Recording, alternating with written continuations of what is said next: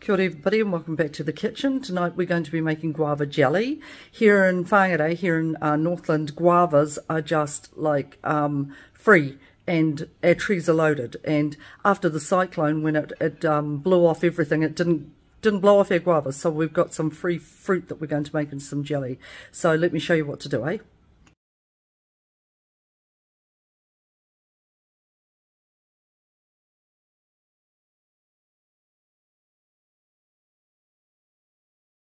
This is where it gets a little bit fun. Now I've used my sieve, or you can use a colander to balance over top of a bowl. Now I've lined mine with a clean tea towel and then I've dumped in the pulp and let it sit there until all the juice runs out. Leave it overnight ideally. Don't give it a squeeze, otherwise your juice is going to be cloudy, but that's up to you.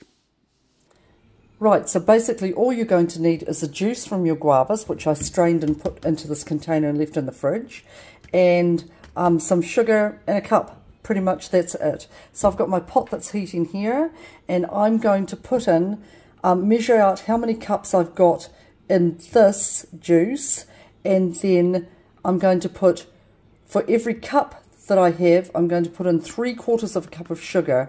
Normally it's cup for cup, but I'm going to do it a little bit different so that it's a little bit more tart. So that's it. I'll show you what that looks like in a moe. Now your measurements are going to be different depending on how much juice you got. I managed to get 4 cups, so out of the 4 cups, I added 3/4 of a cup per cup, which made it 3 cups of sugar. Simple. So 1 cup of juice to 3 cups, 3/4 cup of sugar. Now we're going to put it on a low heat and boil it. I had to turn mine down because it was too high. And we're going to just leave it there, but check it every like 5 minutes and give it a good stir so that it doesn't stick to the bottom of the pot.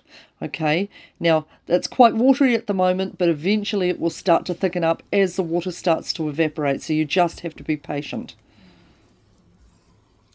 Okay, this has probably been on a boil. It's probably a little bit too fast, but it's been on a boil for maybe half hour, 3/4 of an hour now, and already it's starting to get thicker. So you can just feel it getting a little bit thicker, and you know, when you have a look at your spoon and things like that, you can see that it's starting to stick to it and thicken up. So I'm going to leave that to cook for probably another 10 minutes and then check it again. At this stage we need to be like checking it regularly that it's not going to stick to the bottom of your pot. You know, you don't want to get this far into the process and then burn your jam or your jelly. That would just be disastrous.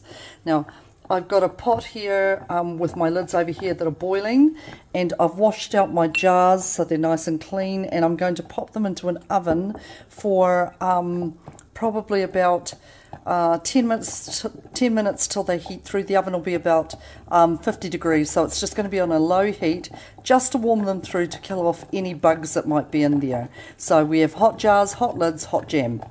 I'm going to test this by getting a spoonful of the jam or the jelly and putting it onto a plate. Okay, I'm going to let it sit there for a few minutes and then see whether it's going to set.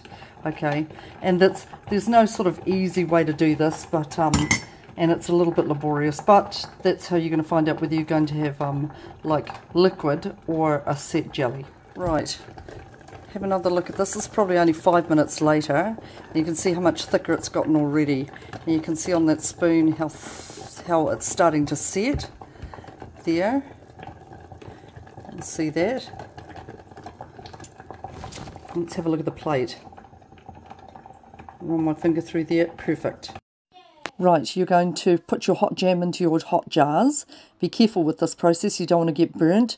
Make sure the jam is almost to the top of the jar. As soon as you're finished doing that, then you're going to get a clean damp cloth and give them a wipe down so that there's no jam on the rim of the lids. Okay, and then squeeze the lids on tight. Right, we're all finished, dishes are done, and the jam is setting as we speak. So let me show you what that looks like, eh?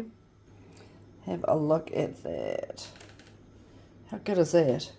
So, and this is the leftover that I've put into a jar here, into one of my wick jars. Look at that, and it's setting beautifully. Yum, look at that. So good.